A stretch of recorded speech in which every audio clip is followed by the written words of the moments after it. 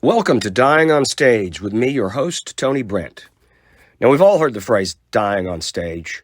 It's one of the metaphors used by live entertainers and those watching live performances, along the lines of, they killed, or I slayed that audience. I personally have died on stage metaphorically more times than I care to count. However, that's not what this podcast is about. It's about the people who literally passed away, kicked the bucket, croaked, and actually died in front of a live audience. So, my friends, prepare yourselves for the shocking, bizarre, and completely true deaths of performers on stage.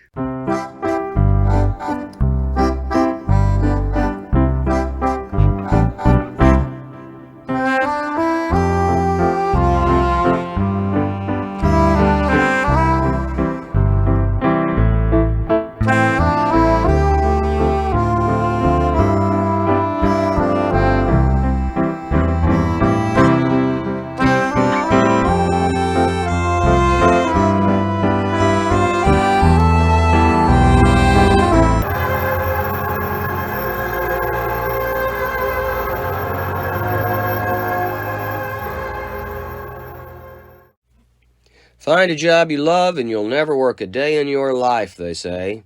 Well, if that's accurate, the people I discuss on this podcast died on the job. Would you want to croak while you are at work? I'm not so sure I do. During the first episode, I discussed the quirky comedian and actor Dick Shawn. For this episode, I'm going to stick with the comedy theme and talk about yet another comedian. This comedian is fairly fresh in my mind because he was discussed on a favorite podcast of mine, Gilbert Gottfried's amazing, colossal podcast. God rest Gilbert Gottfried's soul. Today I'll be discussing Harry Einstein. Now please note it's Harry Einstein, not Harvey Weinstein. Or Jeffrey Epstein. Like Dick Shawn, you may not know anything about Harry Einstein, but you will most likely know some people associated with him. Now, Harry was born on May 6th, 1904 in Boston, Massachusetts. His mother came from a Jewish family in Russia, and his father from a Jewish family in Austria. As a young adult, Harry worked in the newspaper advertising business in Boston. In his spare time, he loved to do comedy routines in the living rooms of his family and friends. Now, while working in advertising, Einstein became popular on a local radio show by doing comedy. Now, although he's making a good living in advertising, his popularity doing these comedy radio programs continued to grow. One of Harry's friends was a Boston bandleader named Joe Rhines, who had his own popular radio show, and he convinced Harry to appear on his program. Einstein created a Greek character for a skit in that show. The character's name was Nick Park Your Carcass. You know, park your carcass, as in sit down. Anyway, the Park Your Carcass character caught on enough that national networks took notice of Harry. In 1934, Einstein made his first appearance on Eddie Cantor's radio show. Now, this was a big deal. Eddie Cantor was a comedian, actor, dancer, singer, songwriter, and was extremely popular at that point in history, in the 1930s. If you've watched HBO's Boardwalk Empire, you may have seen an actor, Stephen DeRosa, play the part of Cantor in a few episodes. Now, the Park Your Carcass gimmick was that he mangled the English language, and he did it so well he made a career out of it, appearing on radio, television, and in 11 films. Now, you might think, how did a Jewish guy get away with doing a Greek character? Must have been because it was a different time period, right? A less politically correct time period, maybe? No, not in this case. The Park Your Carcass character was born out of love and respect for the Jewish people. See, Nick had grown up knowing Greek immigrants, and he loved them, and it showed in the character. Even Nick's father had a pawn shop business, and many Greek immigrants were friends of his father's.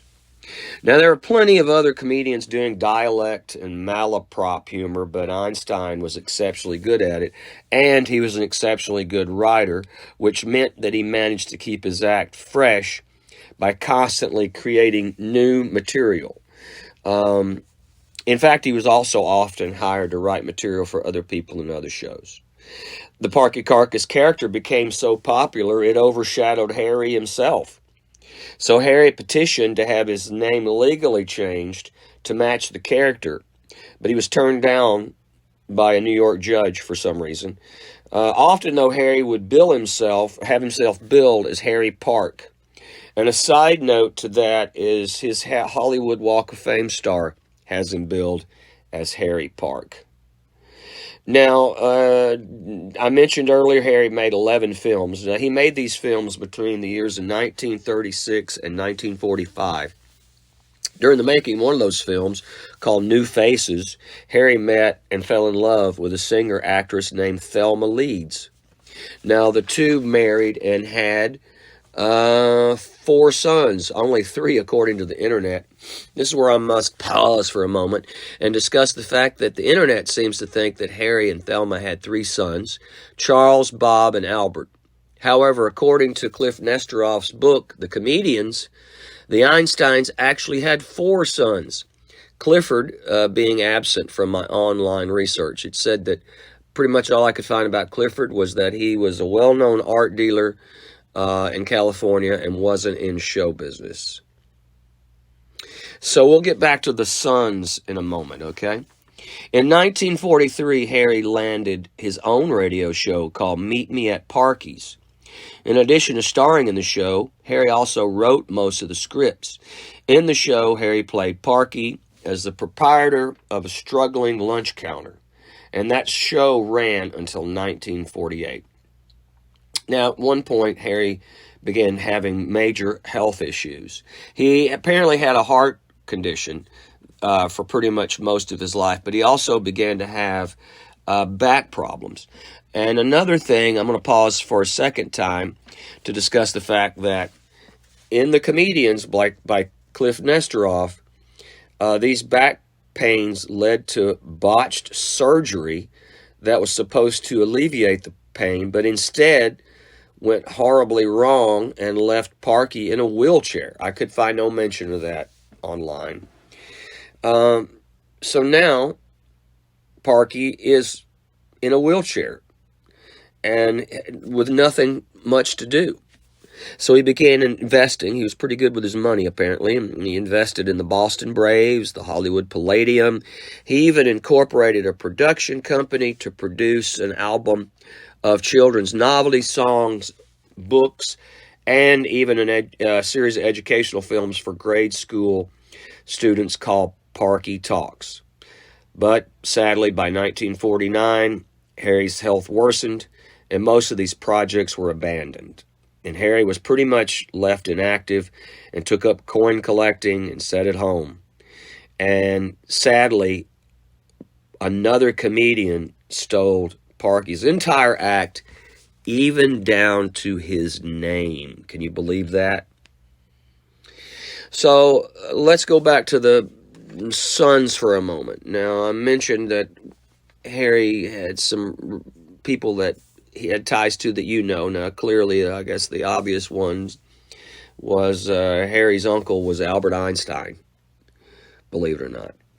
The 2 less obvious ones were 2 of Harry's sons. One son was named Albert Einstein Jr., which is pretty hilarious, I guess. But you may know him better by his stage name, Albert Brooks. Albert Brooks, the actor, comedian, and director, and screenwriter. And Albert has tons of film and TV credits and is even an Academy Award winner. You can Google Albert Brooks if you don't know who he is.